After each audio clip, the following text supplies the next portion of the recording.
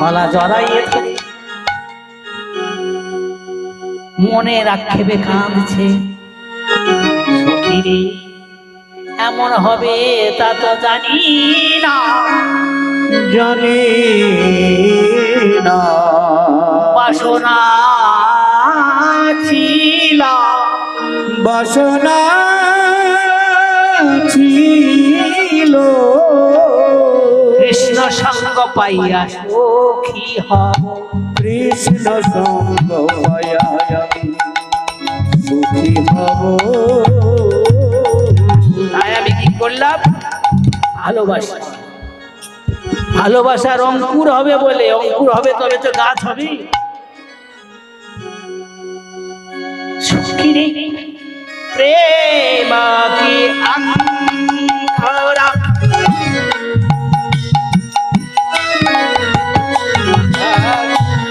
আতো যাওয়া প্রেম কি অঙ্কুর আত যাও তো ভেলো।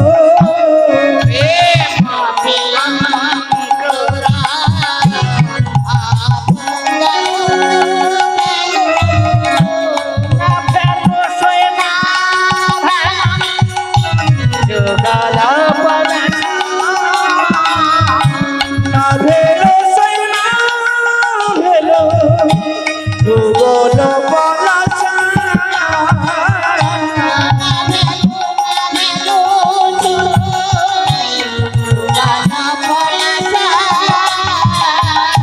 যুগল পলাশা। কেন বিধি ভেঙে দিল, যেন বিধি মেনে দিল। কারো করি নাই জীবনে, তবে কেন বিধি ভেঙে দিল। কারো মঙ্গল করে যেন বিধি ভেঙে দিল।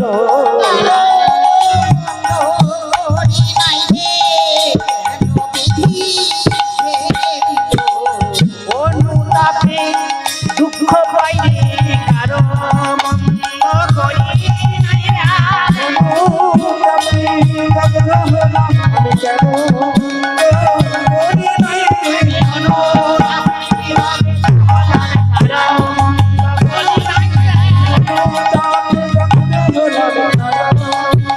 করি নাই যেন বিধি ভেঙে দিল।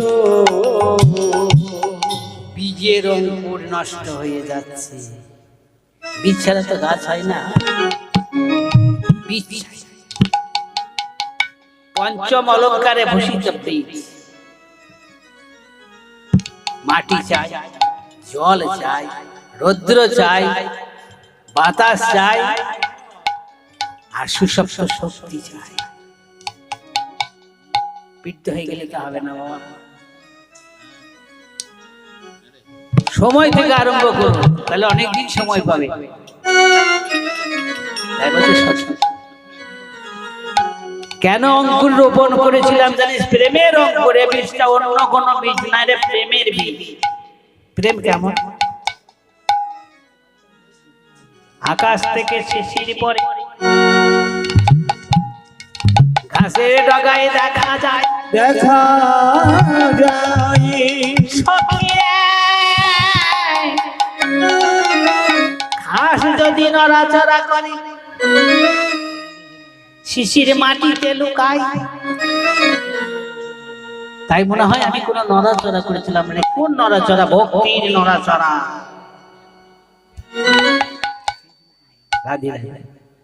তাই আমার অঙ্কুর হলো না। এই অঙ্কুরে কি হতো? গাছ হতো। ইয়া যখন জ্বলে উঠতো, ওই বৃক্ষের তলে বসে আমি জীবন জোড়াই। প্রেম। তাই বললো শৈশব কতক্ষণ হয়েছিল জানিস? প্রতিপদ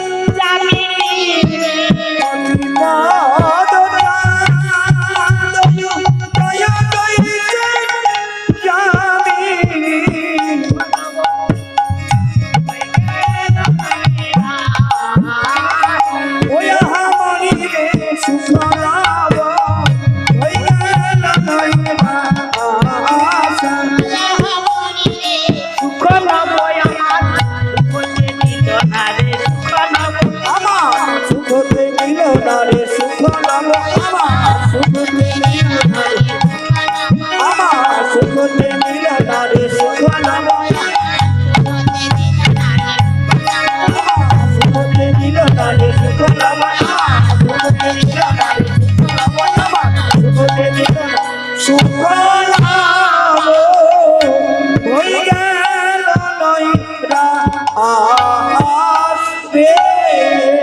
বিধি বাদ সাধল, মাতৃগর্ভে সন্তান হয়, কেউ অকালে মরে যায়, কেউ যৌবনে মরে যায়, কেউ আর সংসার হয় না, দুঃখ কষ্ট পায়। কেন হলো? সেই হচ্ছে পাপ পরাণ মরণ জানে নাই জানা। আহা মরিলে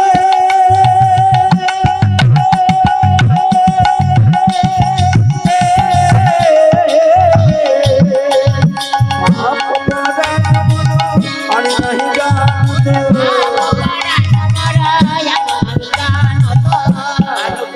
করে আনো কানো করিল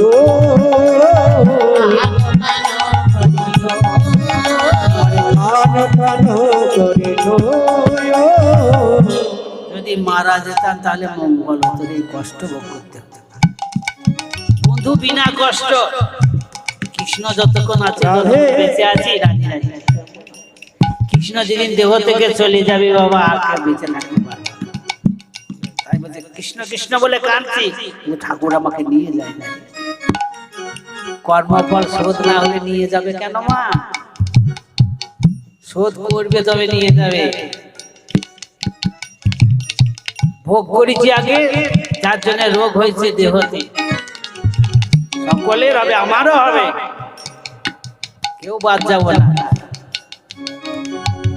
তাই বলছে পাপ পরার মোর আন নাই যাত কানু কানু করে, কেবল বলে কৃষ্ণ কৃষ্ণ কৃষ্ণ কৃষ্ণ।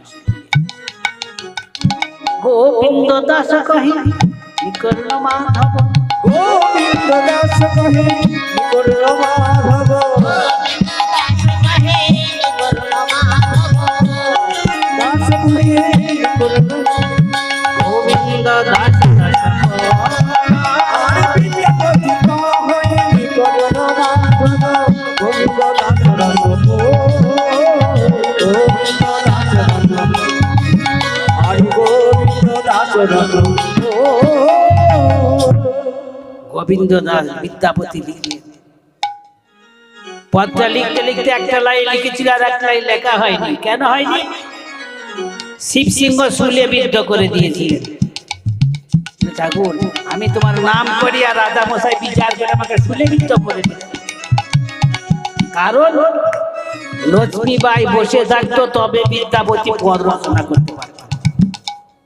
সবাই বলছে রাজার ঘরে রাজরানী বসে কেন ওখানে কীর্তন শুনি? ভক্তের কৃপা না হলে ভগবানের দেখা হবে না। ভক্তের কৃপা। তখন ভগবানকে বলেন, হে ভগবান, তুমি জগদীশ্বর, তুমি দয়াময়, তুমি জগৎ বল্লভ, তুমি করুণার সাগর, তবে এমন কেন করে দিলে?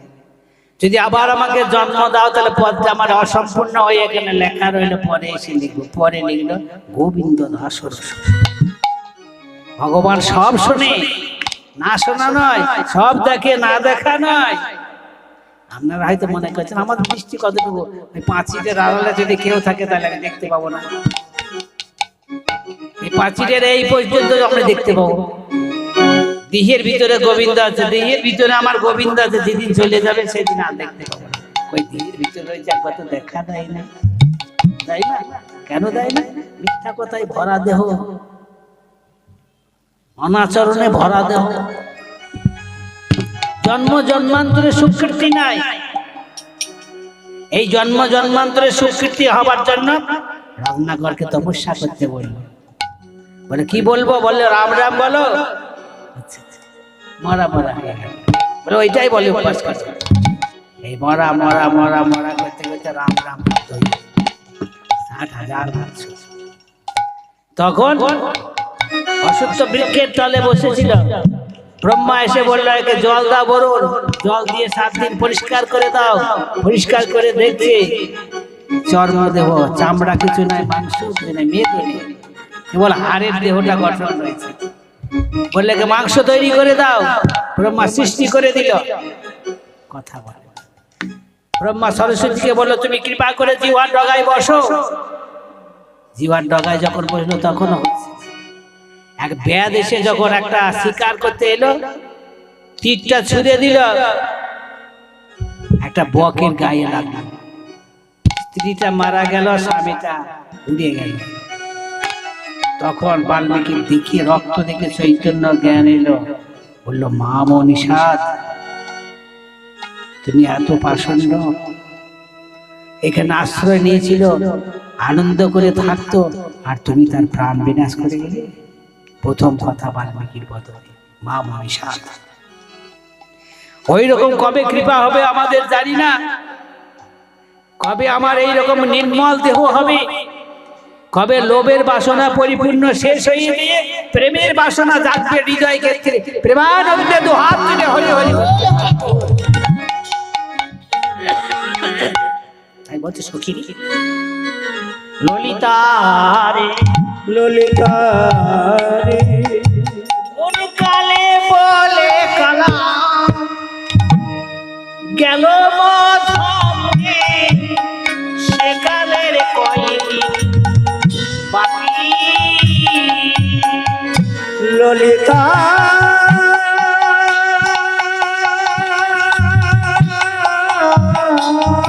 রে,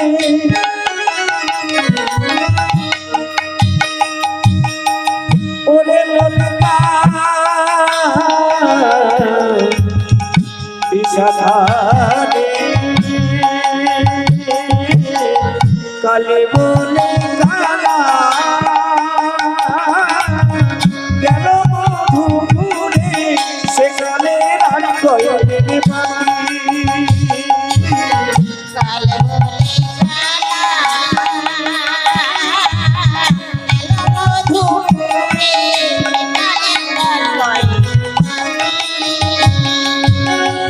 সখীরা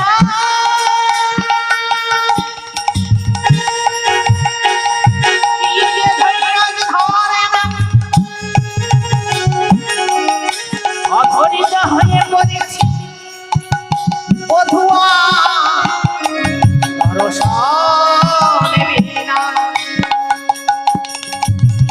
কালে বলে কালা গেল মধ্যে, সেকালের কয়দিন বাকি। আর কালে বলে কালা গেল মধুপুরে, সেখানে রানী কয়দিন বাকি। যৌবন সায়রে সরিতেছে ফাটা, কেমনে ধরিয়া রাখি। আমার যৌবন সাগরে সরিতেছে ভাটা, তাহারে কেমনে রাখি।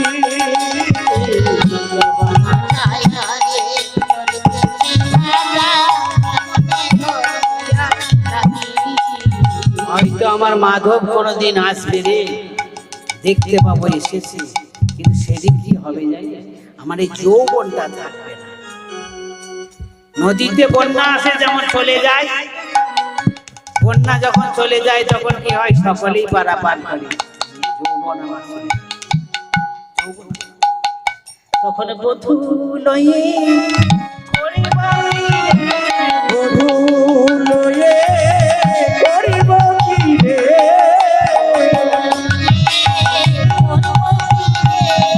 বধূ লয়ে বধূ লয়ে করিব কি রে, বধূ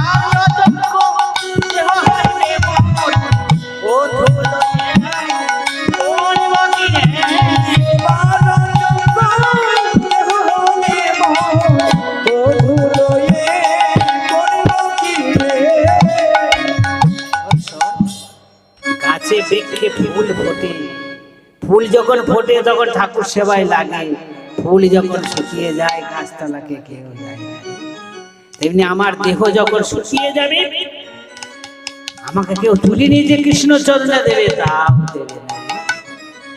এমন দেহ নিয়ে কি করবো, আক্ষেপের কাছে যাও সহচরী দেখিয়া আইস, মথুরা হইতে বধূ আসে কি না আসে, বধূ আসে কি না আসে, যদি নাহি আসে বৃন্দাবন, আর নামে নিব বধুয়ার পাশে। আক্ষেপ করে বসে বসে কাঁদছে। বলে তোরা এক কাজ করিস, দেহ যদি চলে যায় বেঁধে রাখবি চঞ্চল করে। আমি গোবিন্দকে আশ্রয় দিয়েছিলাম, আর ওই আশ্রয়ের তলে আমি বসেছিলাম। কেন ছিল?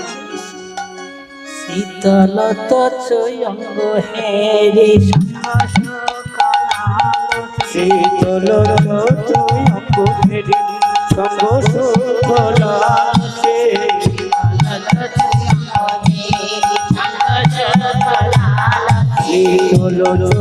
তয়ঙ্গ হে রে সাহস কালালো,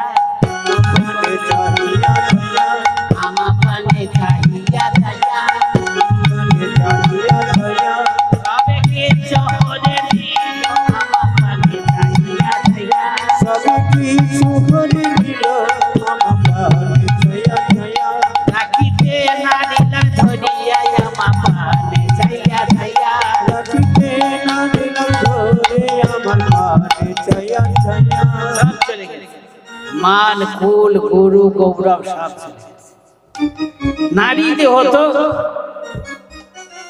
জল থেকে আইসক্রিম তৈরি হয়, বরফ তৈরি হয় না মা, বেশিক্ষণ থাকে না। ঠিক আছে, আমার মৃত্যু হলে করবি, ভুলে যাস না, মনে রাখিস। পৃথিবীর মর্ত জগতে এলে পারে সবাই ভুলে যায়। আমার দেহটা সুদৃঢ় করে বাঁধবি, আমার দোনো বাহু ধরে সুদৃঢ় করে বাঁধবি, আমার দুনো বাহু ধরে সুদৃঢ় করে বাঁধবি, আমার বাহু ধরে সুদৃঢ় করে বাঁধবি, আমার দুনো বাহু ধরে সুদৃঢ় করে বাঁধবি। হাতের উপরে হাত দিয়ে সুদৃঢ় করে বাঁধবি। বাঁধবো কি দিয়ে রে? দড়ি কই? রাধে শ্যামলতা দিয়ে বাঁধবি, শ্যামলতা দিয়ে বাঁধবি। শ্যামের লতা ছেড়ে নাই রে,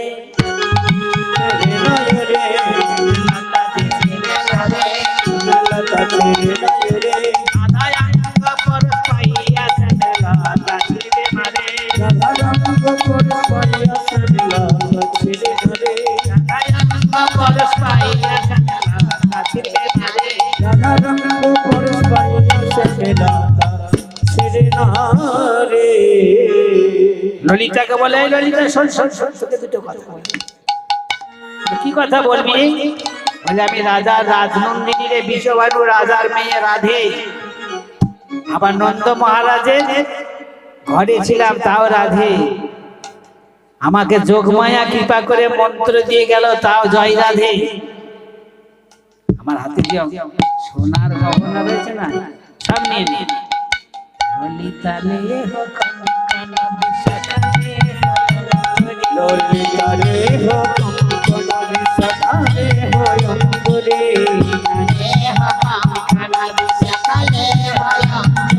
ললিতা রে হো কঙ্কন বিশাখালে হো অঙ্কুরে। এই ললিতা, তুই কঙ্কনটা খুলে নে। সোনাতে সবারই লোভ থাকে, আমার লোভ নেই।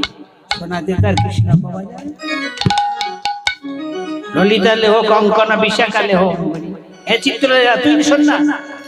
চিত্র লেহা নির্মল জড়িতে রে, চিত্র লেহা নির্মল কাছে জড়িতে রে, চিত্র লেহা নির্মল কাছে জড়িতে রে, চিত্র লেহা নির্মল কাছে জড়িতে রে। এক এক করে সব খুলে নে, সব খুলে নিয়ে ওই তমাল তলে আমাকে রেখে দে। যদি কৃষ্ণ আসে তোরা তাকে ফেরত দিস।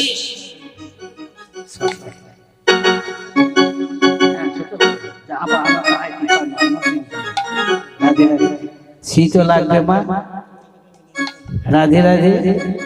এখন বৃন্দা দেবী বললে, রাধে তুই কান্নাকাটি করিস না, তোর সমাধিস্থ হোক, রাধারানী সমাধিস্থ হয়ে অন্তরে কৃষ্ণ দর্শন করছে, বাইরে কিন্তু বাহ্য জ্ঞান শুনছে। সেই সময় কি করলেন? বৃন্দা গিয়ে মথুরাতে কৃষ্ণকে এনে দেবো বলছে, ধৈর্য ধর ধর, ধনী ভদ্রং অতি ভদ্র, ভদ্রং অতি ভদ্র, ভদ্রং অতি ভদ্র, শীঘ্রং করো গমনা।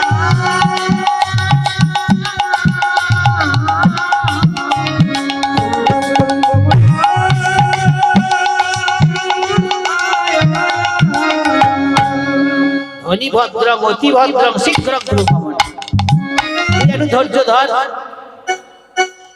আমি কি করবো জানি? তোর যদি ধৈর্য থাকে, গিয়ে দুরামপুরী প্রদক্ষিণা করি, যাহা দর্শন পাবে। আর ধরামপুরী প্রদক্ষিণা করি, যাহা দর্শন পাবে। প্রদক্ষিণা করি, যাহা দর্শন পাবে। ধরামপুরী প্রদক্ষিণা করি, যাহা দর্শন পাবে। বৃন্দা রাধারানীকে প্রণাম করে যাত্রা করলেন। যমুনা পাড়ি দিয়ে দেখছেন ওপারে একজন জল দিতে আসছে, তিনি হচ্ছেন কুব্জা। বলে, ও সই সই, তোমাকে একটা কথা জিজ্ঞাসা করি। বলে, কোন কথা? এখানে নন্দজাত কৃষ্ণ নেই? নন্দজাত কৃষ্ণ জানি না, এক কৃষ্ণ এসেছে, কোথা হতে এসেছে তা জানি না, শুনেছি। সেই কৃষ্ণ কে জানি? বসুদেব সুতং কৃষ্ণ খেতং কংসবাদী মাধবা।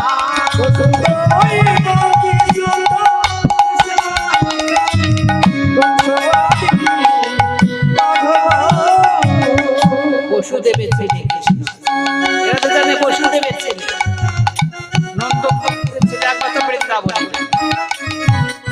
এই যে কৃষ্ণের অনন্ত রহস্য, কংসকে মারা হচ্ছে, একমাত্র কৃষ্ণ এসেছিল বলে।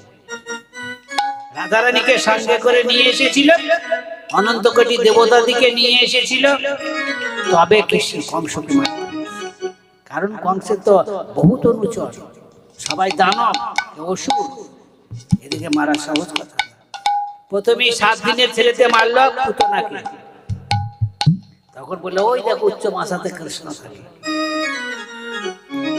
উচ্চ মাসা মানে অট্টালিকা নয়, এই দেহের মাথার উপরে কৃষ্ণ থাকে, নিচে থাকে, স্বর্গেও থাকে, মর্তেও থাকে।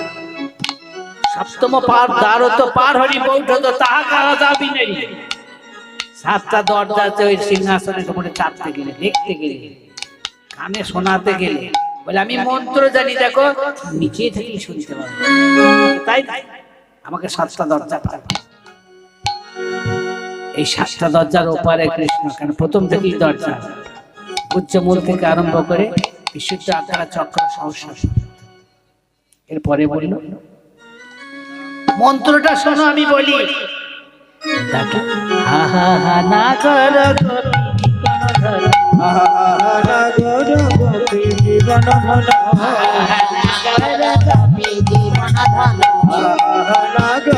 গোপী জীবন ধন, এটা কয়ে উভয়, এটা কয়ে উভয়, Mira, calle, llora. এটা কয়ে উভয়। রাধে রাধে বলে ডাকছি। যেই না রাধা নামটা কানে প্রবেশ করেছে, অমনি জ্ঞান ফিরে গেছে। বৃন্দাবন হতে কেউ এসেছে।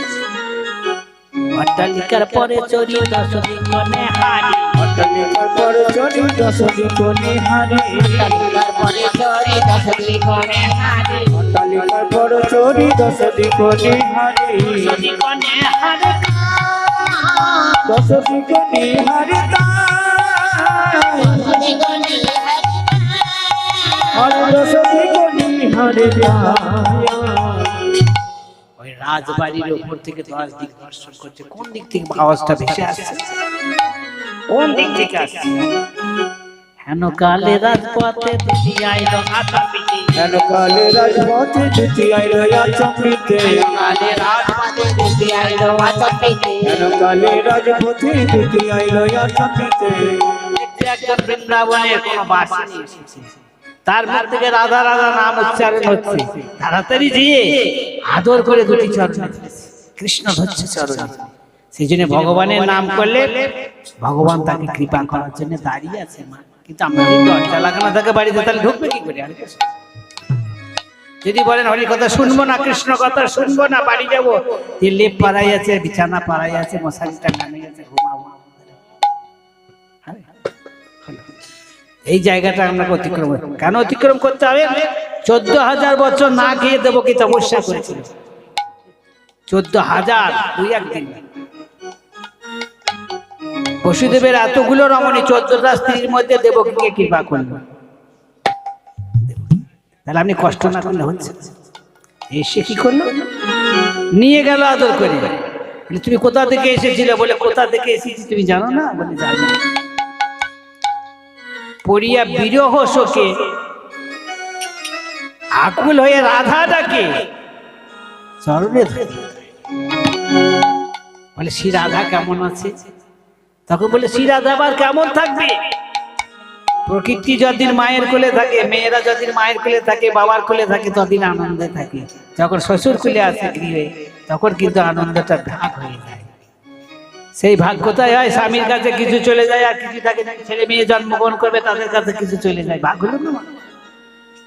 তখন তার পূর্ণ আনন্দ ভাগ হয়ে গেল। বলে, এখন রাধার ভাগ হয়ে গেছে, তুমি চলে এসেছো কুবজার গৃহে। আমি দেখি না, ঠিকই ঠিকই বধু লাজ না হে বস, ঠিকই ঠিকই বধূ লাজ নাহি বস, ঠিকই ঠিকই বধূ লাজ নাহি বস, নাই কলা রলে সে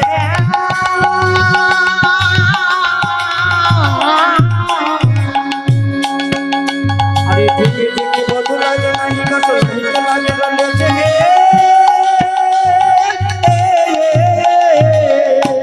মান লজ্জা হয় না? এক দেশে জ্বালাতে আর একটি দেশে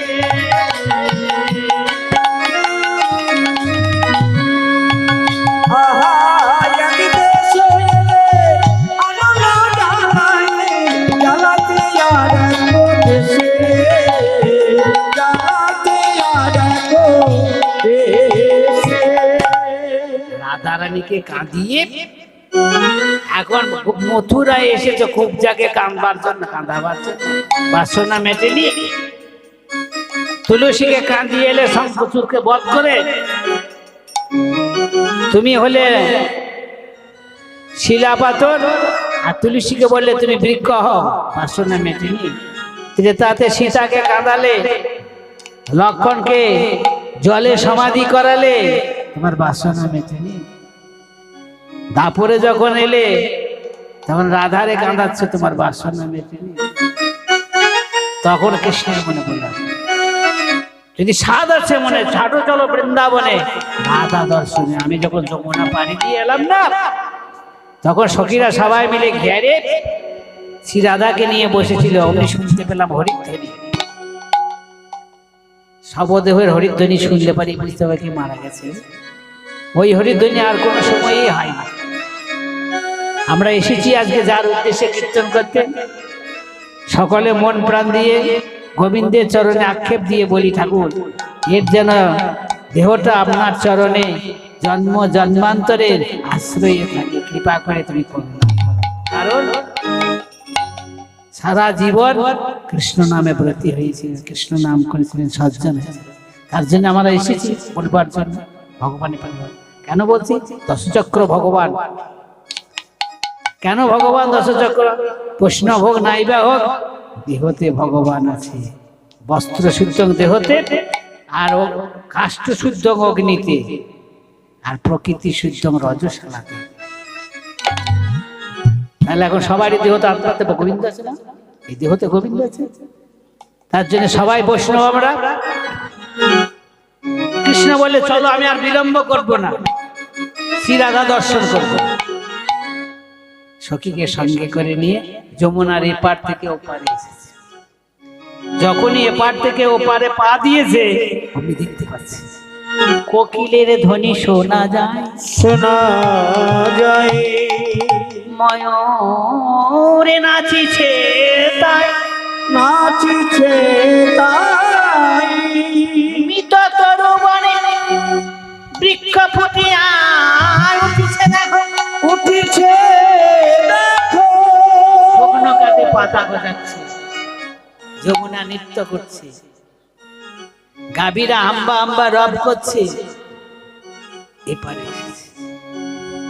কিন্তু ভাবছে কি করে যাব রাধার কাছে, রাধার কাছে যদি যাই মা কাঁদবে নন্দরানী, সখারা কাঁদবে কৃষ্ণ ফিরে এসেছে, সখীরা কাঁদবে কৃষ্ণ ফিরে এসেছে। এই চিন্তাটা যখন মাথাতে এলো তখন 4 কৃষ্ণ অবতীর্ণ হলেন। কাই বহু শক্তি দ্বারা, যে শক্তি দ্বারা রাস করেছিলেন। এক কৃষ্ণ মায়ের কাছে, এক কৃষ্ণ সখাদের কাছে, এক কৃষ্ণ গোপীদের কাছে, আর এক কৃষ্ণ রাধার কাছে। যমুনা পাড়ি দেবার সময় গোপীরা আক্ষেপ করলেন, বধূ তুমি অপেক্ষা করো না, এসো যমুনা পাড়ি দাও। একবার ব্রজে চলো ব্রজের সঙ্গ দিনে দুইয়ের মতো, আহা ব্রজে চলো ব্রজেশ্বর দিন দুয়ের মতো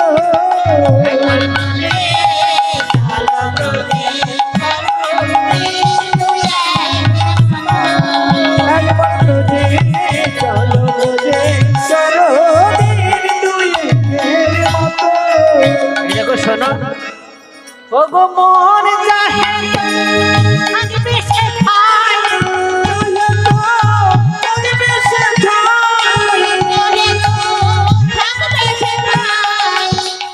শোনো, মন যদি চাই থাকবে সে তাই, আর যদি মন না চাই নইলে আসিবে তা।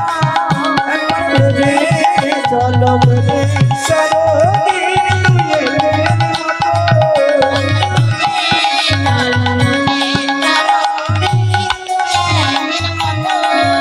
আহা যদি বলো ছেল চলিতে চরণ ধুলাই ধূসর হবে।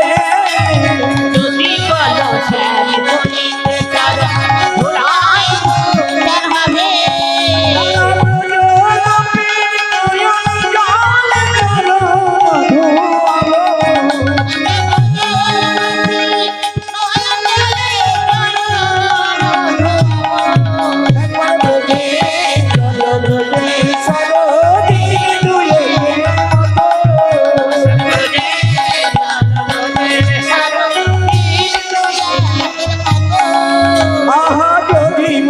শ্যামে যমুনা পার কেমনে হইব।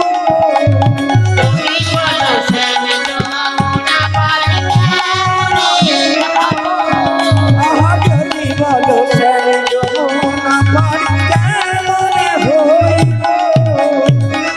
বলো শ্যাম যমুনা পার কেমনে হব। আমার রাধা রানী দিয়ে দোল পারি করিয়া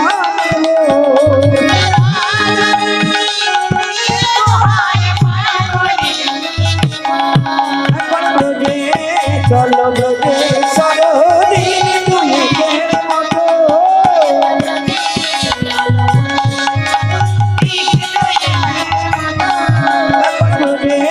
চলো ব্রজেশ্বর দিন দুয়ের মতো। রাধারানী প্রাতকালে উঠে দেখছে হাতের বসন খসিছে, তখন একই সাথে দুজনের কথা। পথে চলতে চলতে রাধারানীর নয়নে পড়ে নাগিনী নাচাচ্ছে মাথা। শোন, আজকে পূর্ব লক্ষণ দেখতে পেয়েছি যে বধূ আসছে মনে হয়, আমার হাতে থেকে বাসন খসে যাচ্ছে। দুইজনের একই কথা একসাথে উচ্চারণ হচ্ছে। আরো দূরে গিয়ে দেখি একটা সাপে নৃত্য করছি, বধূ আসছে। শ্যাম সুন্দর পাড়ি দিয়ে এপারে যখন এসেছেন, বলছে বধূ তুমি এসেছো? শীতের ওই উড়লে তুমি গিরিশের শীতের উড়ুনি তুমি গ্রীষ্মের ভাই শীতের উড়ুনি তুমি গ্রীষ্মের ভাই বধুয়ে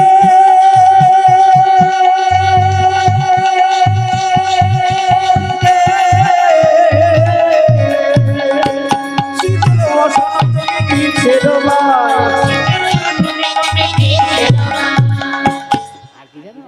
বরিশার ছত্র যেন দরিয়ালে না বরিশার ছত্র যেন দরিয়ার না বরিশার ছত্র যেন দরিয়ার না শ্যাম সুন্দর রাধারানীর কাছে গিয়েছে। রাধারানী একবার কৃষ্ণের বদন পানে চেয়ে দেখছে, বধূ এতদিন ভুলেছে রে, শত বছর এতদিন। অমনি বলছে, বধূ শোনো, সেই সব দুঃখ চলে যাক, তুমি এসেছো, আমার আনন্দ হয়েছে। কেউ যদি বিদেশে চাকরি করে, যখন আসে না, বাড়ির লোকের পাড়ার লোকের ছেলে মেয়েদের সবাই আনন্দে বুক ভরে যায়, যায় না মা? অনেকদিন পর আসে। তেমনি কীর্তন যখন আপনার হৃদয়ঙ্গম হয়ে যাবে না, কীর্তন শুনতে ভালো লাগবে। আর যতদিন আপনি বুঝতে না পারবেন, খেপার ভুল বকা হয়। আমার দেখতে দেখতে আজকে 55 বছর কীর্তন করা হয়ে গেছে। মাথার চুল যখন পেকেছে তখন বয়স আমার হয়ে গেছে। আগর এবার ট্রেনের সিগন্যাল দিলে পরে তবে ট্রেন ঢোকে, লাইনে সাথে সাথে ঢুকবে না। আমার সিগন্যাল দিয়েছে হরে কৃষ্ণ। মাথার চুল যখন পাকছে, কেশ যখন পাকছে, চামড়া যখন ঝরা হচ্ছে, কণ্ঠস্বর যখন বিকৃতি হচ্ছে, তাই বললো, বধূ আমার বহুদিন পরে বধূ এলো ঘরে, বহুদিন পরে বধূ এলো ঘরে বহুদিন পরে বধূ এলো ঘরে বহুদিন পরে। আর কি হলো জানো? ফাটিয়া যাই তো পাশানো হলে, ফাটিয়া যাই তো পাশানো হলে সব দুঃখ আর কিছু না করি, সে সব দুঃখ কিছু না জানি তোমার কুশলে কুশল মানি, তোমার কুশলে কুশল মানি তোমার কুশলে কুশল মানি। আমি তোমার কুশলে কুশল মানি তুমি সুখে ছিলে তাহলে আমার সবই ভালো, আর তুমি যদি কষ্ট পেয়েছো তাহলে আমারও মনে কষ্ট। কেন বললেন? রাধারানীর সামর্থ্য ঠিক নাই। কোন স্ত্রী যদি স্বামীকে প্রতিদিন প্রণাম করে না বাপ, তাহলে তার স্বামী কিন্তু কটু কথা বলবে, রাস্তায় খুঁজে পাবে না কখন বলবে। আজই সেই দশমী পুজোর দিনে, দুর্গা পুজোর একবার প্রণাম করে, তাহলে ভুলিয়ে যাবে। কারণ হচ্ছে স্বামীকে তো প্রতিদেবতা বলতেই হবে, হবে না? স্বামী যদি তার পূর্ণ মান, তাহলে স্ত্রী প্রণাম করবি, হরে কৃষ্ণ, কিছু মনে করে না। সাধারণ কীর্তনীয়, আমি বড় কীর্তনীয় 1 লাখ টাকা দাম, 2 লাখ টাকা দাম, 50,000 টাকা দাম, 25,000 টাকা দাম, কিন্তু আপনারা যদি শোনেন আমি অনেকক্ষণ বলতে পারি, কিন্তু যদি না শোনেন, জয় নিতাই বলে কেটে পারেন, তাহলে আমিও জয় নিতাই 5 কাটতে পারি। সখীর আজ্ঞা দিলে রায়, তুই শ্যামসুন্দরকে পেয়েছিস, জড়াই ধর। জড়িয়ে ধরলেন রায়, ধরে ছাড়বে না।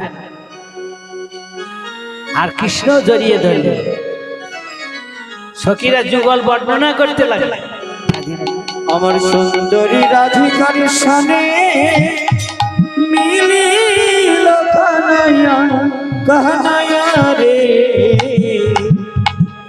কত সুন্দর সুন্দর কথা কইয়া কইয়া কইয়া আমার সুন্দরী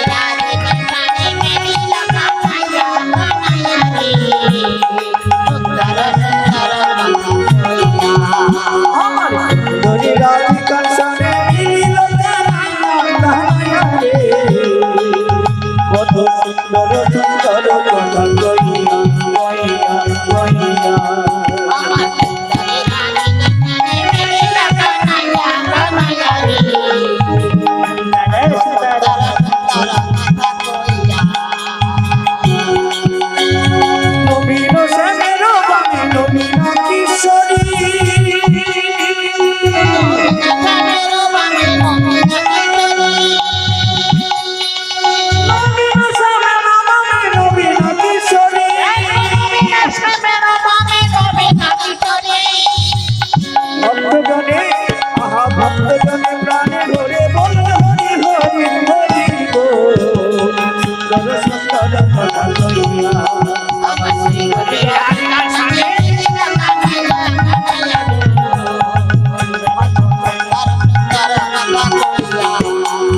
নবীন শ্যামের বামে নবীন কিশোরী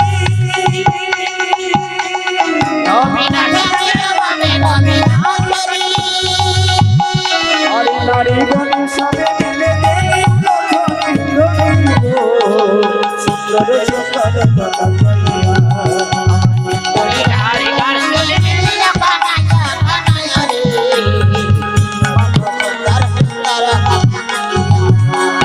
শ্যামা মাধুর রসের নদী দুগুলো পাতা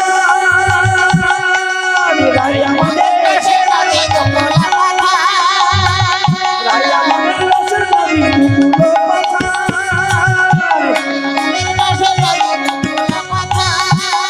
আরে সেই নদীতে আহা সেই নদীতে শ্যামে সুন্দর পিঠে সুন্দর সুন্দর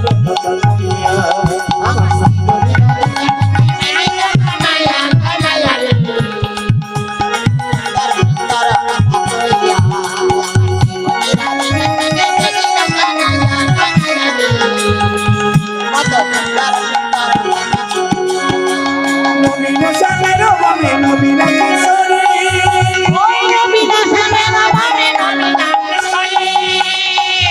আরে জ্ঞান দাসে আহা জ্ঞান দাসে মাঝে লাগা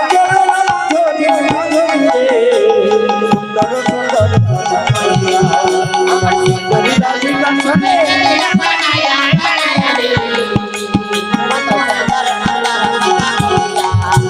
সুন্দরী রাধিকা শোনে সুন্দর সুন্দর কথা কইয়া কত সুন্দর সুন্দর কথা কইয়া কত সুন্দর সুন্দর কথা কইয়া শ্রী রাধারানী শতবর্ষর পর শ্যাম সুন্দর করে মনের আনন্দে গোবিন্দকে ছাড়লেন না, জড়াইয়ে ধরলেন। পদকর্তা এক পাশে দাঁড়িয়ে দাঁড়িয়ে বলেন, প্রেমানন্দে দু হাত দিলে বলুন, জয় রাধে জয় রাধে জয় রাধে। রাধে রাধে বল কৃষ্ণ কৃষ্ণ বল রাধে রাধে বলে মন আমার কৃষ্ণ কৃষ্ণ বল রাধে রাধে বল কৃষ্ণ কৃষ্ণ বল রাধে রাধে বলে মন আমার কৃষ্ণ কৃষ্ণ রাধে রাধে বলে কৃষ্ণ কৃষ্ণ রাধে রাধে